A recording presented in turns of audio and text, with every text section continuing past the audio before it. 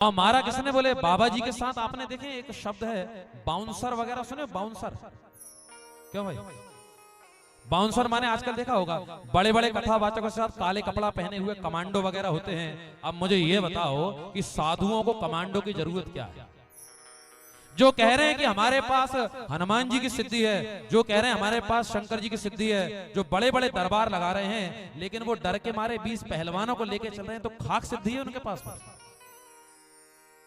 अरे साधुओं को, बड़े बड़े बाबाओं को, बड़े बड़े संतों को, पहलवानों को साथ लेके चलने की जरूरत नहीं है, कमांडो को लेने की जरूरत नहीं है, पुलिस वालों को साथ लेके चलने की जरूरत नहीं है। उनको तो 10-20 ब्राह्मण साथ लेके मंत्र बोलते हुए चलेंगे तो कितनी सुंदर आभा शोभा होगी, बताइए।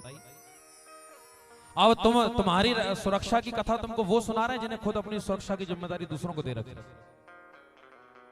अब ब्राह्मणों का वहां 3 ब्राह्मणों को गोली मारी, यहाँ कमर में किडनी के पास गोली लगी, एक मर गया बेचारा, एक या 2 मर गए शायद।